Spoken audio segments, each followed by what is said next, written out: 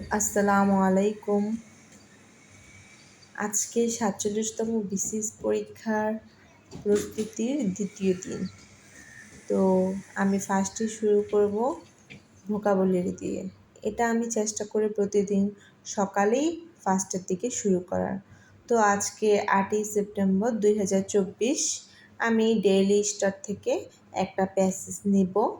তারপর ওই প্যাসেজ থেকে দেখব কোনটা আমার ভালো লাগে, ওই টপিকসটাই পড়ব। তো কয়েকদিন যাবতই পড়ছি হচ্ছে দেশ রিলেটেড, মানে দেশে কি হয়েছে, কি অবস্থা। তো এখন চয়েস করতেছি যে কোনটা পড়ব। তো পড়তে মনে হলো যে এতদিন হচ্ছে শুধু দেশের শেখ হাসিনা, ডক্টর মোহাম্মদ ইউনূস ওনাদের বিষয়গুলোই জানতে পারছি, এগুলো আর পড়তে ভালো লাগছে না। তো বলি এবার একটু বাংলাদেশ অর্থনীতির বিষয়ে কিছু পড়ি। আর আমি অল্পই পড়ি, মানে এমন না যে নিউজ পেপার পুরোটা পড়বো জানবো, এমন খারাপ অবস্থা, কিছুই পারি না। তো সেজন্য অল্প কিছুক্ষণের জন্যই একটা টপিক পড়ি। তো এখন শুরু করলাম, ফার্স্টে যেটা শুরু করলাম সেটা ইন্টারেস্ট রেট, মানে এই রিলেটেড। তো আজকে ৮ই সেপ্টেম্বর আমি পড়লাম, পড়ে টড়ে দেখলাম এই কয়েকটা ওয়ার্ড পেলাম। তো এই কয়েকটা ওয়ার্ডই আমি লিখেছি। আমি চিন্তা করেছি যে এখন থেকে ৫-৬টা ওয়ার্ডই পড়বো, এর চেয়ে বেশি কিছু পড়বো না, কারণ একসাথে যদি আমি ৩০টার মতো ওয়ার্ড শিখি দেখা যায় আমার মনেও থাকবে না। তো কী করলাম, ওই ৫-৬টা ওয়ার্ড পরেই ইংলিশ ডিকশনারি মানে ভোকাবুলারিটা শেষ করলাম।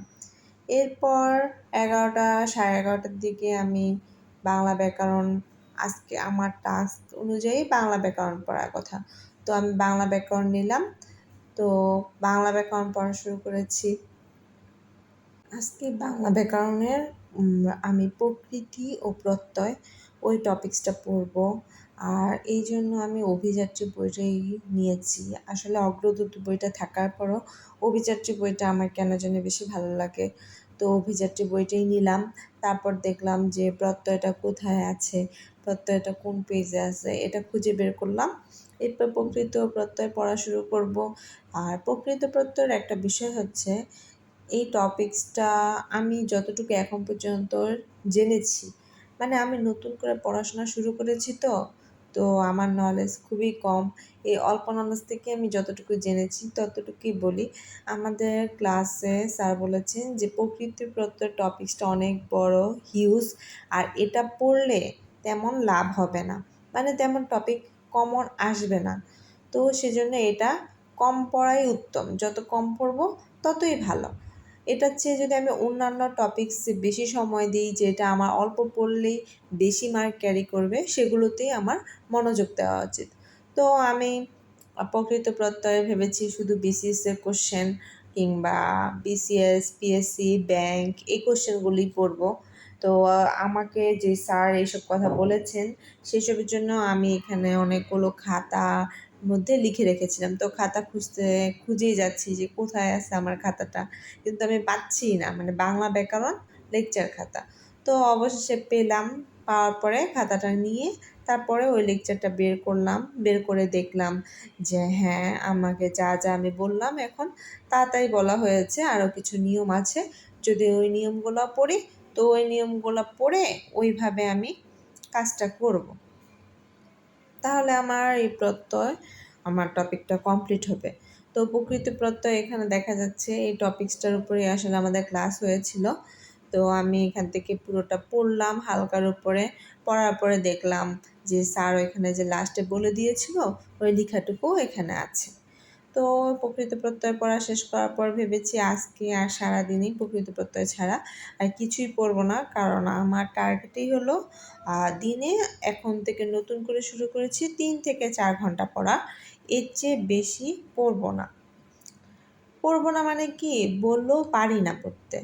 তো প্রকৃতি প্রত্যয় পড়বো 3-4 ঘন্টা, যদি আজকে পড়তে পারি এনাফ ইনশাল্লাহ। আর এটা আমাদের কয়েকদিন আগে একটা সেমিনার হয়েছে, তো 3-4 জন বিসিএস ক্যাডার ছিল, ওনাদেরকে আমি বরাবর কোশ্চেন করেছি যে আমার পড়ার অবস্থা খুবই খারাপ, তো আমি যদি প্রত্যেকদিন 3-4 ঘন্টা করেও পড়ি তাহলে কি আমার পড়াশোনা হবে? তখন ওনারা বলল হ্যাঁ হবে, আপনি 3-4 ঘন্টা করেও যদি রেগুলার পড়েন আপনার বিসিএস কমপ্লিট করা সম্ভব। তো আমি এখন এই 3-4 ঘন্টা পড়ার চেষ্টা করছি, দেখা যাক কী হয়।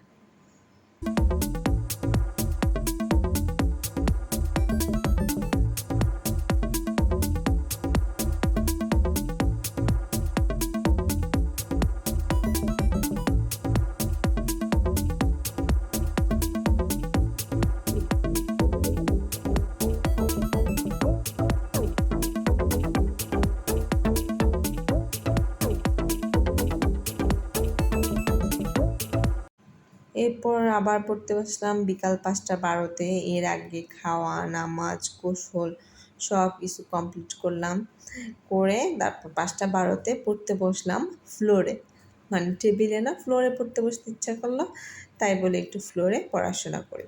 এরপর পড়াশোনা শুরু করলাম।